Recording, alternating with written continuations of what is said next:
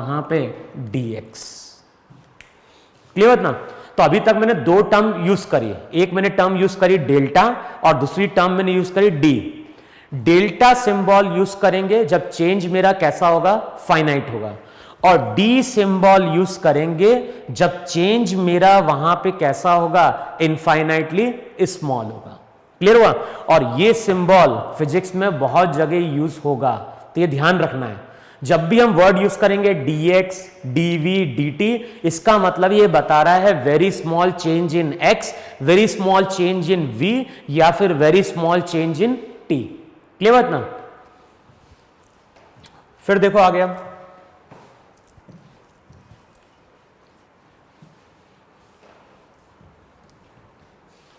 अब जैसे देखो वहां पे हमने इक्वेशन यहां पे यूज करी थी y equals to x square 2x plus 3। देखो यही तक नहीं था वहां पे, मैंने यहां पे x की पहली वैल्यू यूज करी थी 1। अब जब x की पहली वैल्यू यूज करते हैं 1 तो रिजल्ट कितना आ गया था, 6। देखो यही तक नहीं था वहां पे।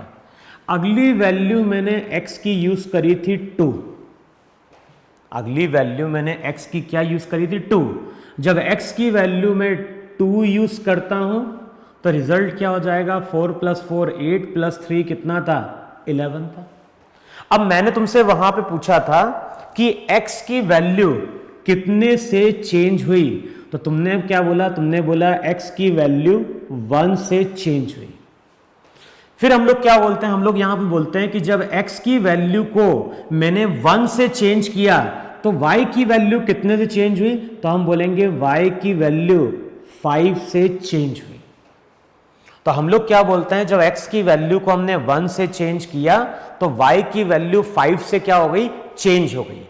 अब नेक्स्ट जो टर्म हम डिफाइन कर रहे हैं वो मैं लिख रहा हूं delta y by delta x। अब बताओ delta y by delta x क्या बताता है? Delta y by delta x बताता है change in y with change in x, या फिर इसको हम ये भी बोलते हैं rate of change of y with change in x। Clear हुआ? तो जब मैं बात करूंगा delta y by delta x की वैल्यू पुट करो तो क्या हो जाएगा, वो हो जाएगा 5/1। ये क्या बता रहा है, delta y by delta x ये बता रहा है कि y की वैल्यू चेंज होती है 5 से, जैसे लिख भी दो यहां पे, तो 5/1 का मतलब क्या हुआ, इसका मतलब हुआ कि जब x की वैल्यू 1 से चेंज होती है तो y की वैल्यू कितने चेंज हो गई, 5 से। तो ये जो delta y by delta x है उसको हम बोलते हैं change in value of y with change in value of x। Clear बात ना? अच्छा, अब delta y by delta x है, इसके आगे मैं लिख रहा हूं limit delta x tends to 0। और याद होगा जो मैथमेटिकल टूल की मेरी फर्स्ट क्लास थी तो वहां मैंने बताया था कि जब मैं लिखता हूं limit delta x tends to 0 तो इसका मतलब यही है कि x जो है वो 0 की ओर क्या कर रहा है, अप्रोच कर रहा है। डेल्टा x क्या है, डेल्टा x है change in value of x, और मैं अगर लिख रहा हूं limit delta x tends to 0 इसका मतलब है कि ये जो वैल्यू है ये वैल्यू 0 की ओर क्या कर रही है, अप्रोच कर रही है। जैसे देखो यहां पे चेंज कितना आया, यहां पे चेंज आया 1। अब मैं तुमसे बोलता हूं कि अगली वैल्यू पुट कर दो 2.5, तो तुम बोलोगे x की वैल्यू में कितने से चेंज आया, x की वैल्यू में चेंज आ गया 0.5 से। अब मैंने तुमसे बोला अगली वैल्यू पुट कर दो 2.55, अब x की वैल्यू कितने चेंज हुई, तुम बोलोगे x की वैल्यू 0.01 से चेंज हुई। देखो है कि नहीं है, 0.0 इसको कर दो 2.51 कर दो अगली वैल्यू, तो 2.51 किया तो अगली वैल्यू क्या हो गई, 0.01 हो गई। अब मान लो मैंने अगली वैल्यू पुट करी 2.511, अब मैं तुमसे बोलता हूं कि x की वैल्यू कितने से चेंज हुई, तो तुम बोलोगे 0.001। देखो है कि नहीं है वहां पे? तो अगर मैं इस तरह से x की वैल्यू पुट कर रहा हूं तो इसका मतलब है कि डेल्टा x किसकी ओर अप्रोच कर रहा है, डेल्टा x अप्रोच कर रहा है टुवर्ड्स 0। जैसे मैं अगली वैल्यू पुट कर दूं यहां पे 2.511, तो अब तुम बोलोगे डेल्टा एक्स कितना हो गया 0.0001। तो यहां पे अगर मैं लिख रहा हूं डेल्टा एक्स किसकी ओर अप्रोच कर रहा है, 0 की ओर।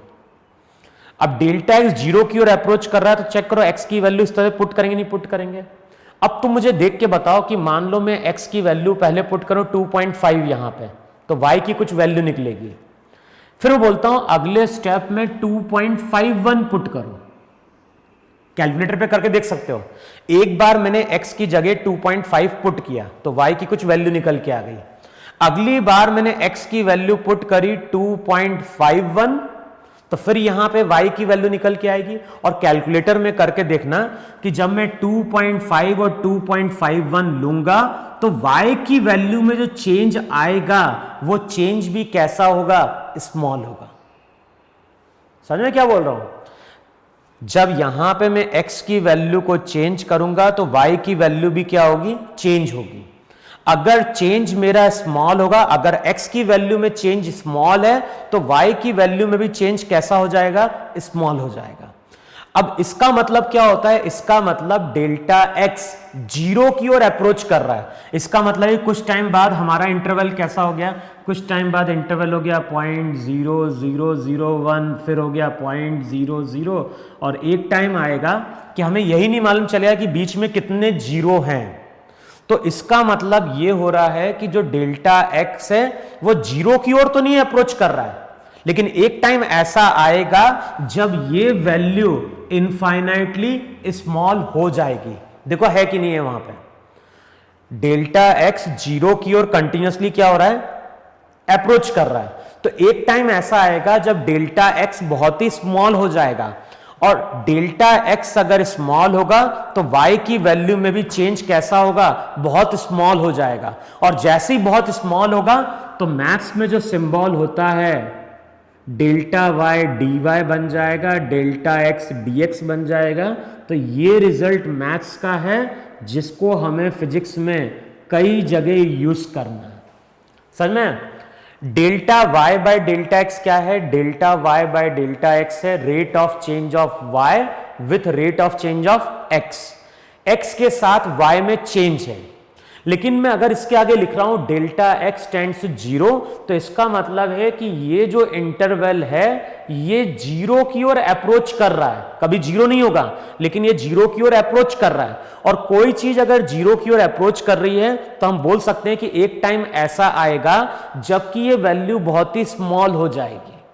और डेल्टा x अगर बहुत स्मॉल होगा तो y में जो चेंज आएगा वो चेंज भी क्या होगा, बहुत स्मॉल हो जाएगा। और अगर बहुत स्मॉल हो गया तो डेल्टा x को हम dx से डिनोट करेंगे, और डेल्टा y को वहां पे हम किससे डिनोट कर देंगे, dy से डिनोट कर देंगे।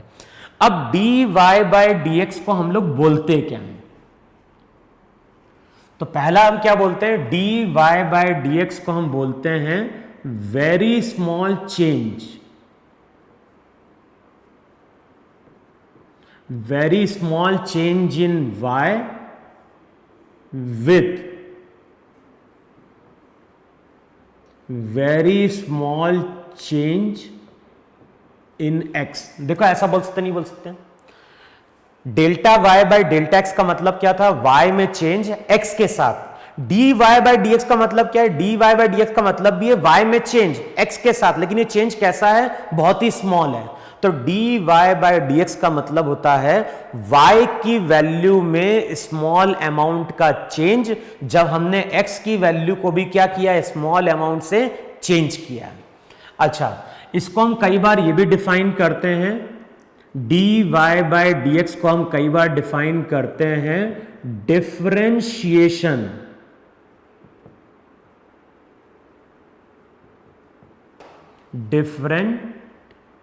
Differentiation of y with respect to x।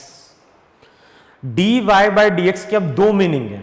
dy by dx का एक मीनिंग हमारे लिए क्या है, हमारे लिए dy बाय dx का मतलब होता है y की वैल्यू में स्मॉल अमाउंट का चेंज, किसके साथ, x के साथ। लेकिन मैथ्स में इसको क्या बोला जाता है, मैथ्स में इसको बोला जाता है differentiation of y with respect to x। इसका मतलब है कि y एक फंक्शन है जिसे हमें x के साथ क्या करना है, डिफरेंशिएट करना है।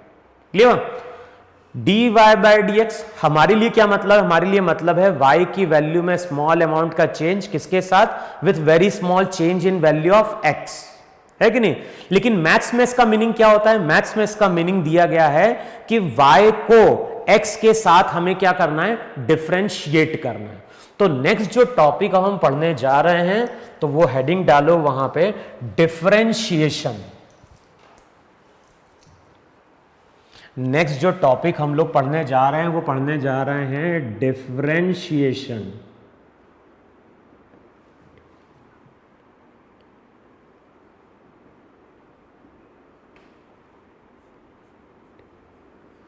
देखो यही कि नहीं यहाँ पे, तो जो नेक्स्ट टॉपिक हम लोग पढ़ने जाएंगे वो पढ़ने जाएंगे डिफरेंशिएशन। अब देखो,